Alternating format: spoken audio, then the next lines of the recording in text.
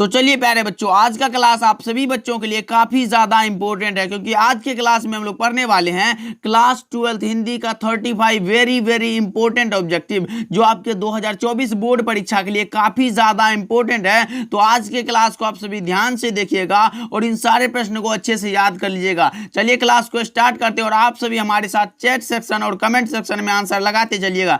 देखिए पहला नंबर सवाल आपके सामने है, लगाओ कि ओ सदानीरा हिंदी साहित्य में किस विधा के अंतर्गत आता है। बताओ आप सभी कि पहले नंबर सवाल का जवाब क्या होगा कि ओ सदानीरा हिंदी साहित्य में किस विधा के अंतर्गत आता है। क्या वो नाटक के अंतर्गत आता है, उपन्यास या फिर निबंध या फिर यात्रा वृत्तांत। तो इसका सही जवाब क्या होगा कमेंट सेक्शन में फटाफट से लगाओ। तो मैं बता दूं यह एक प्रकार का निबंध है, ऑप्शन नंबर सी इसका करेक्ट जवाब हो जाएगा। ओ सदानीरा एक प्रकार का निबंध है और उनके लेखक हैं जगदीश चंद्र माथुर। अच्छे से ध्यान में रखिएगा। ओके चलिए अगले प्रश्न की ओर बढ़ते हैं कि रामधारी सिंह दिनकर, देखो दूसरा नंबर सवाल भी कितना ज्यादा इंपॉर्टेंट है कि रामधारी सिंह दिनकर किस विश्वविद्यालय में उपकुलपति पद पर रहे थे। अब बताओ आप सभी कि दिनकर जी किस विश्वविद्यालय में उपकुलपति पद पर रहे थे। बताओ भागलपुर विश्वविद्यालय, रांची विश्वविद्यालय, पटना विश्वविद्यालय या फिर पाटलिपुत्र विश्वविद्यालय। क्या होगा इसका सही जवाब फटाफट से लगाओ आप सभी। तो मैं बता दूं इसका सही जवाब हो जाएगा ऑप्शन नंबर ए, भागलपुर विश्वविद्यालय के उपकुलपति रहे थे दिनकर जी। ओके चलिए अगले प्रश्न की ओर बढ़ते हैं और आप सभी भाई आज के क्लास को लास्ट तक देखना और इन सारे प्रश्न को बढ़िया से याद कर लेना। देखिए चलिए तीसरा नंबर सवाल आपके सामने है कि दिनकर की डायरी का प्रकाशन वर्ष है। अब बताओ आप सभी दिनकर की जो रचना है दिनकर की डायरी, इसका प्रकाशन वर्ष कब है। 1971, 1972, 1973 या फिर 1974। क्या होगा इसका सही जवाब फटाफट से लगाओ। तो इसका सही जवाब हो जाएगा ऑप्शन नंबर सी, प्रकाशन वर्ष है 1973 ईस्वी। ओके तो अच्छे से याद कर लेना आप सभी, काफी ज्यादा इंपॉर्टेंट है। चलिए फोर्थ नंबर सवाल की ओर बढ़ते हैं कि शिक्षा शीर्षक पाठ क्या है। अब बताओ आप सभी कि शिक्षा जो शीर्षक पाठ है यह क्या है। क्या वो शिक्षा शास्त्र है, अर्थशास्त्र है, भाषा शास्त्र है या फिर तर्क शास्त्र है। क्या होगा इसका सही जवाब फटाफट से लगाओ आप सभी।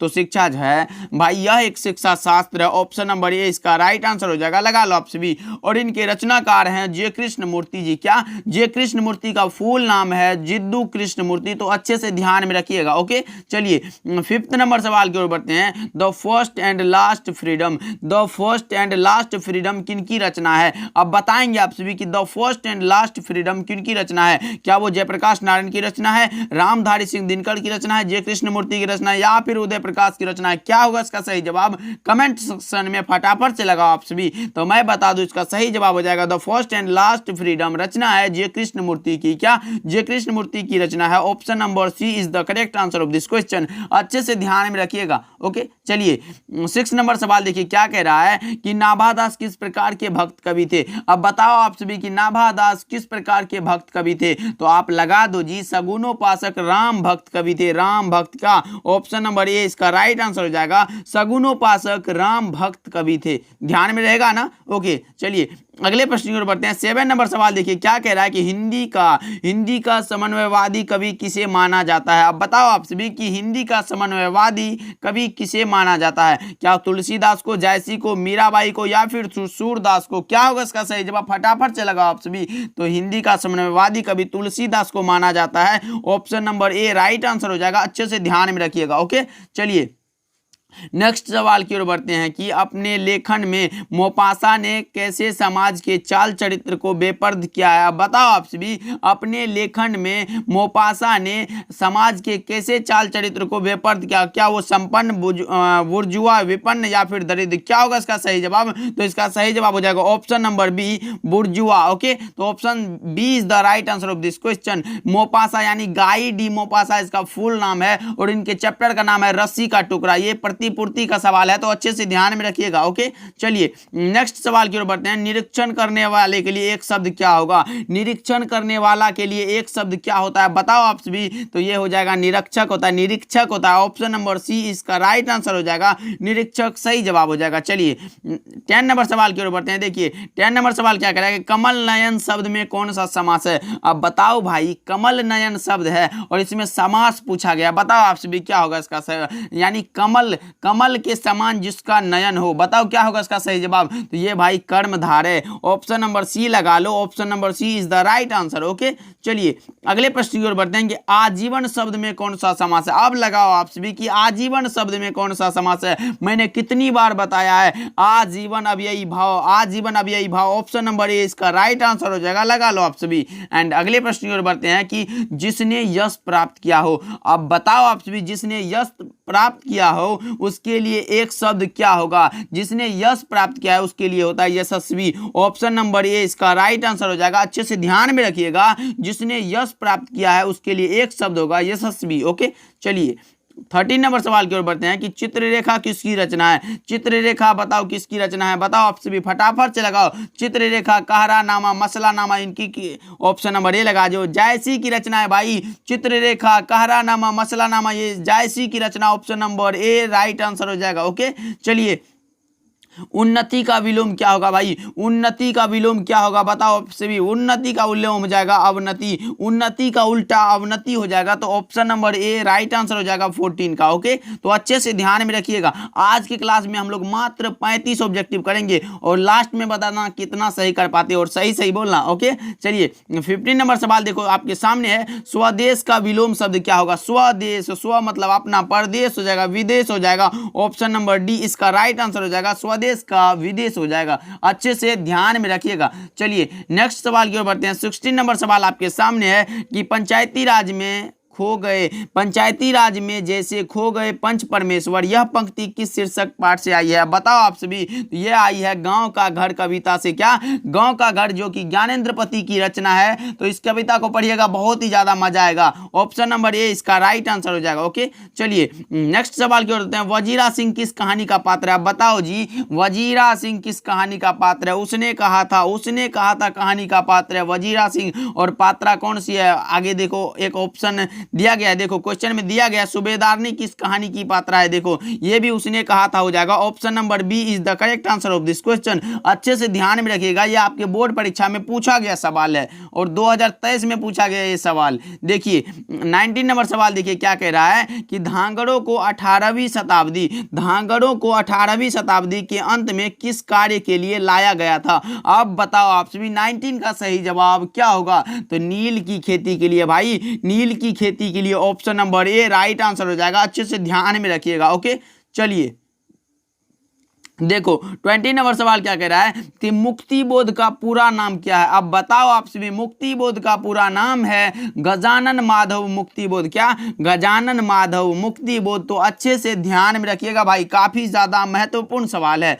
चलिए अगले प्रश्न की ओर बढ़ते हैं। 21 नंबर सवाल देखिए आपके सामने है कि ओम प्रकाश और सुखदेव सिंह त्यागी किस शीर्षक पाठ के पात्र हैं? अब बताओ आप सभी। ओम प्रकाश वाल्मीकि जी, जूठन ऑप्शन नंबर ए सही जवाब हो जाएगा। जूठन आत्मकथा के पात्र हैं। उसने कहा जैसे ओम प्रकाश और सुखदेव या उस जूठन के पात्र है। ओके, तो ध्यान में रखिएगा। चलिए नेक्स्ट सवाल की ओर बढ़ते हैं कि जे कृष्णमूर्ति के पिता का क्या नाम था? अब बताओ आप सभी, जे कृष्णमूर्ति के पिता का क्या नाम था? नारायण जिद्दू, जे नारायण, या फिर नारायण मूर्ति, या फिर प्रेम नारायण सिंह? क्या होगा इसका सही जवाब?